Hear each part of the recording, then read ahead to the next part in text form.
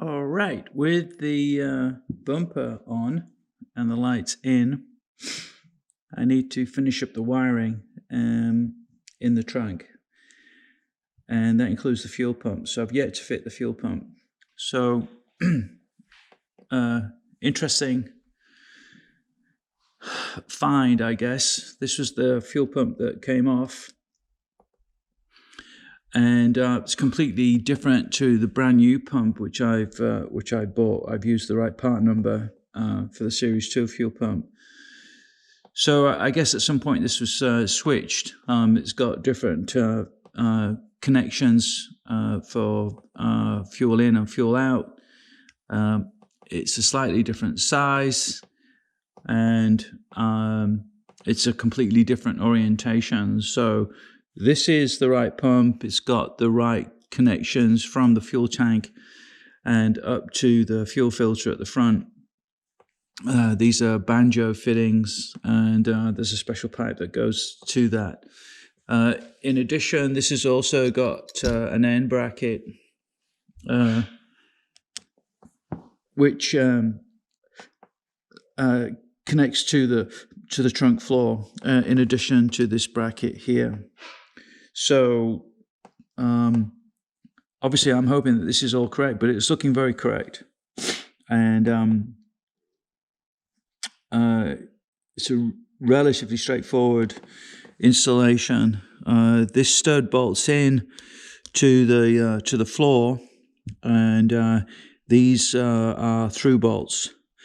So and then I've got to get this distance correct from there to there relative to the car. So I can't tighten this up until I've actually test fitted it, and then go from there. I'll keep this old pump. It was working fine. I'll keep it as a spare, or in case something else is wrong. So looks completely different. Glad to get it back to what appears to be original kind of specification. Fuel pump assembly is in and connected up. There are 3 grounding points or attachment points. There's one here. There's one on the other side. They're on rubber bushings to take out any vibration, I guess, from the actual pump action. There's a third one which is connected to that bracket that I showed on the bench. And that also has a rubber bush. There's an earth wire to the pump. There's a main feed with ignition on, which is white, to the pump. And then there's also another earthing wire, which is connected here. That was on the original car. I'm not quite sure where that's there, but I put it back on. It can't hurt. So it's relatively straightforward to put in. And brand new fuel pump, looking really good. All right, connections for the fuel tank and also for the supply up to the front of the car. Quite happy with this right now. Yeah, passenger side corner wiring in the trunk. The side light wiring is here, red and black. Then we have wires coming out of the rear light. We have 2 greens and 1 red. That's these 2 greens here, 1 red. The red is the for the light that's continuously on, and then there's a light for the braking, and then there's a wire for the braking, and there's a wire for turn signal. So that's all relatively straightforward to figure out. This was an interesting exercise. I have these wiring out of the bungs. Once I've connected it, once I've tested it all and made sure it all works, then I'll push them in. I went backwards and forwards on how to do this, and this is the number plate light. It has 2 lights, one either side of the actual number plate, and then it has a red feed. That feed I picked up actually from the driver's side wiring loom. I guess I can point that out later. And then this set of wiring here is for the reversing light. And then green for the live in. And there is a wire that I'm not going to pull this out because it's a little tight.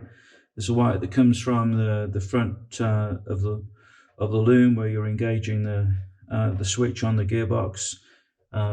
That's actually connected, and I've chosen to connect it through this hole.